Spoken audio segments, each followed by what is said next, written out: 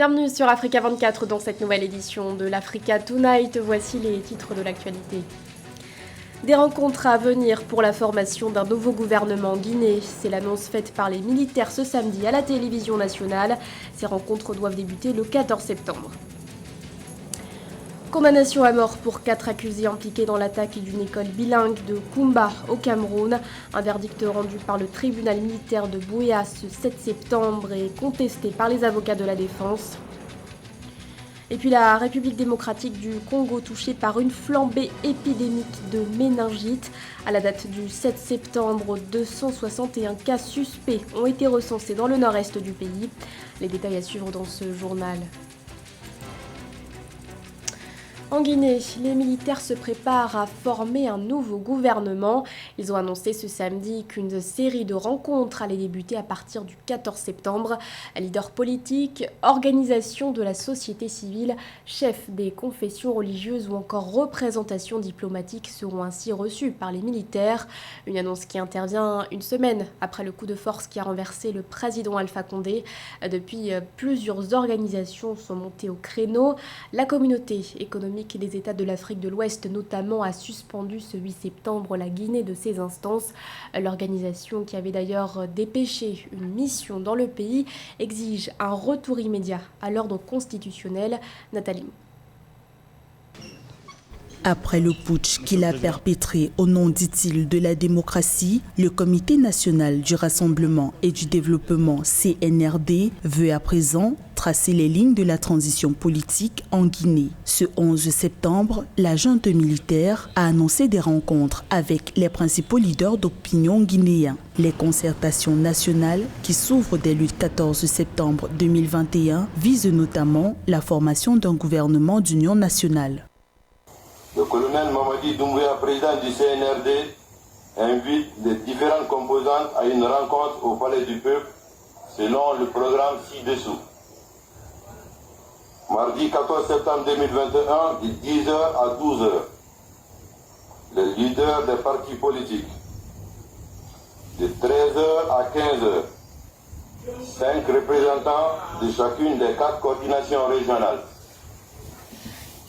De 16h à 18h, les chefs des différentes confessions religieuses. Mercredi 15 septembre 2021, de 10h à 12h, les présidents des organisations de la société civile. De 13h à 15h, les représentations des missions diplomatiques. De 16h à 18h, les représentations des associations de Guinéens de l'étranger. Le président s'est compté sur la participation effective de tous. Du côté des partis politiques guinéens, on se dit prêt au dialogue avec le pouvoir militaire en place. Le principal leader politique, Cellou Dalein Diallo, indique depuis la chute du régime d'Alpha Condé vouloir participer activement à la transition. Il souhaite dans ce sens l'organisation rapide des élections.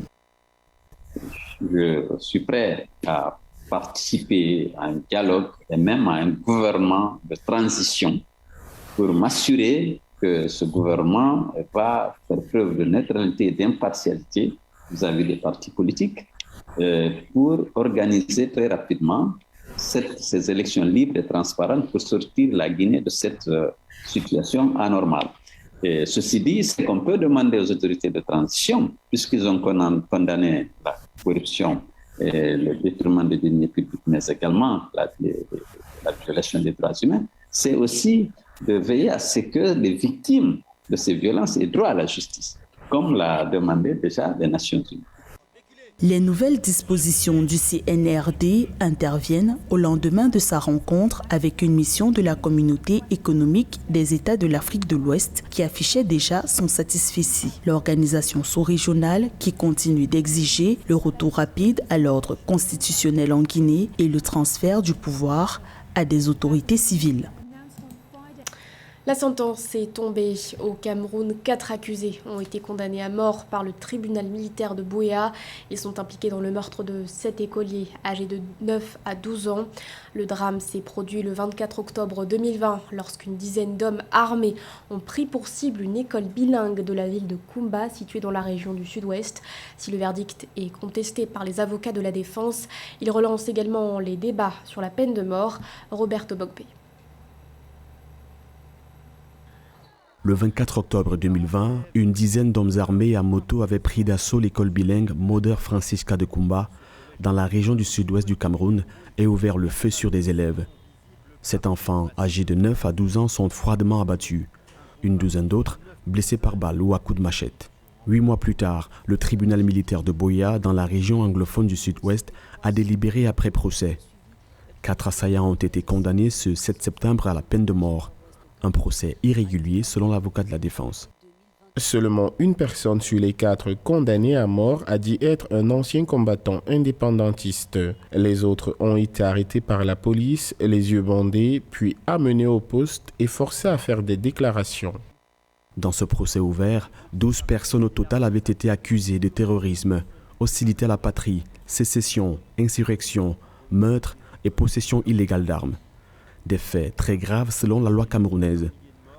Alors que le débat sur la peine de mort dans le pays est ravivé, la défense a une dizaine de jours pour faire appel. Il faut faire la différence entre la loi telle qu'elle est et le plaidoyer pour l'abolition qui est porté depuis un certain temps par les organisations de défense des droits humains ces organisations qui pensent que la protection du droit à la vie est un droit coutumier, est un droit clé, et donc que tous les États devraient aller vers l'abolition de la peine de mort. Mais il faut toujours noter que le Cameroun n'a jamais aboli la peine de mort. Depuis 1997, aucun des quelques 100 condamnés à mort au Cameroun n'a été exécuté.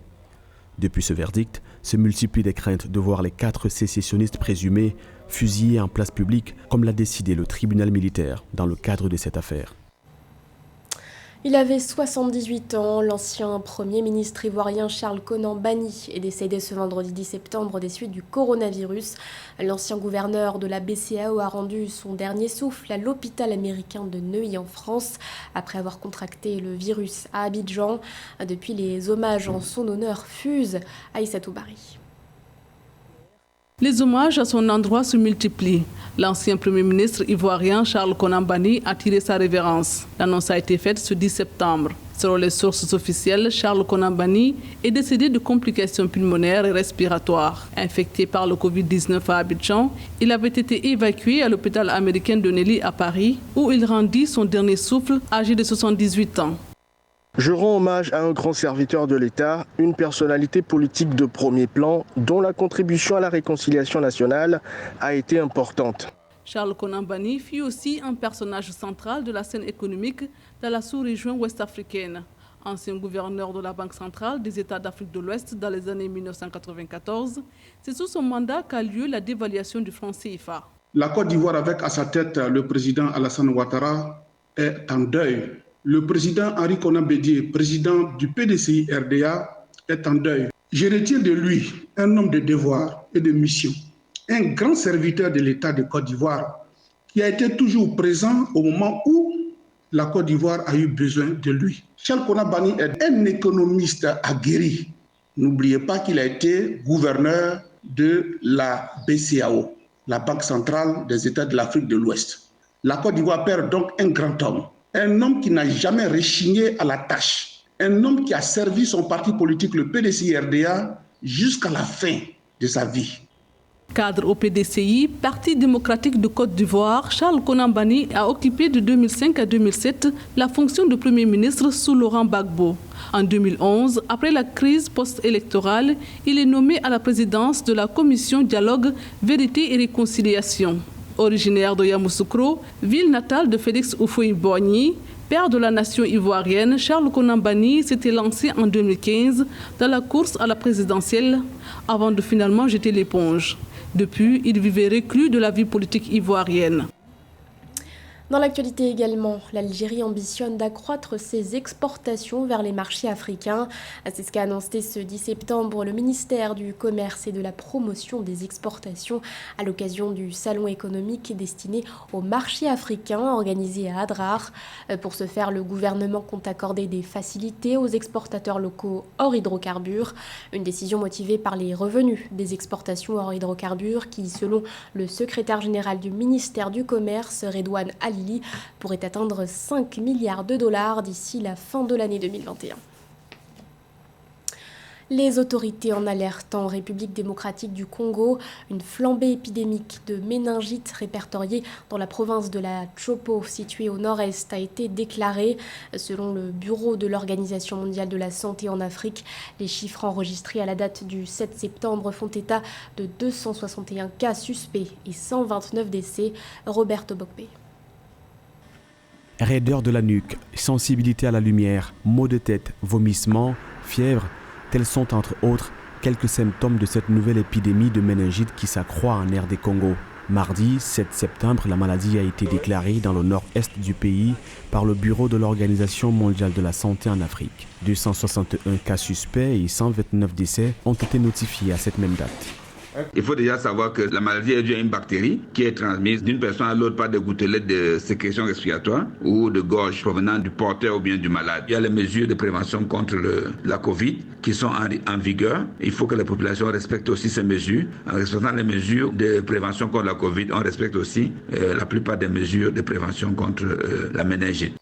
Pour aider le gouvernement à contenir cette flambée, la directrice régionale de l'OMS pour l'Afrique, Matidi Somoueti, a assuré du soutien de son institution à travers une action rapide de mobilisation de médicaments et d'experts. Un comité de riposte a été mis en place à cet effet à Banalia et Kisangani, capitale provinciale de la Tsopo. Le ministère congolais de la Santé et l'OMS envisagent, en outre, d'organiser une campagne de vaccination. Il existe un vaccin efficace contre la méningite à méningocoque. Les actions sont en cours pour pouvoir commencer rapidement cette vaccination dans la zone en épidémie. Si la population est vaccinée, je crois que ce serait vraiment le meilleur moyen pour échapper à cette maladie.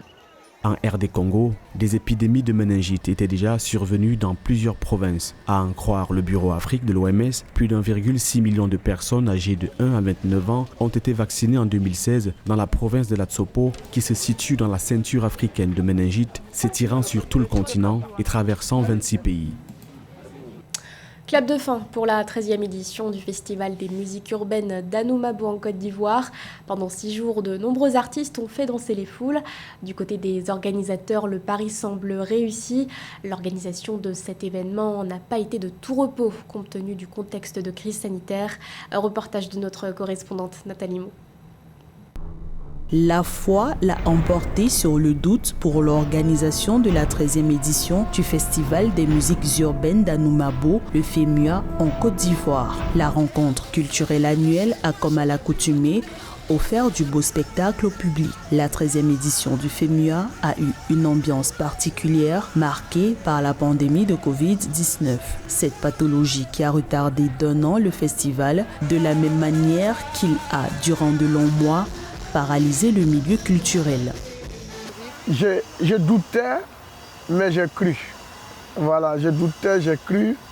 Parce que cette 13e édition n'a pas été du tout facile avec cette crise pandémique qui a bouleversé tout le planning, tout le calendrier. Et on se disait est-ce qu'on allait pouvoir tenir. Parce que c'est une maladie aussi qui vacillait, qui se retirait, qui revenait avec une autre version.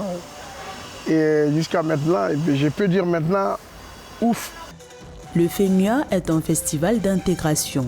L'éducation, l'immigration, la promotion du genre sont des valeurs communes partagées au cœur de cet événement culturel. Le défi d'avenir du FEMUA, faire de l'Afrique le point d'ancrage musical pour le monde. Je peux dire aussi aux gens que venez voir ce qui se passe en Afrique. Et ça, le défi du FEMUA, c'est ça. C'est vrai que c'est un festival d'intégration, mais c'est un festival aussi de rapprochement. Donc on va essayer encore, peut-être que pour les années à venir, des artistes viendront de l'Asie, des États-Unis, et l'Afrique sera le point d'intérêt de tout le monde, musicalement parlant. Le FEMIA se tient depuis 2008 à Abidjan, en Côte d'Ivoire. Il est aujourd'hui l'un des plus grands rassemblements culturels d'Afrique de l'Ouest avec près de 100 000 visiteurs chaque année. Le festival, qui s'engage de plus en plus, a offert 2 écoles d'une valeur de plus de 80 000 € à l'État ivoirien cette année. Ce journal a été réalisé par l'ensemble de la rédaction. Merci de votre fidélité. L'actualité continue sur Africa 24.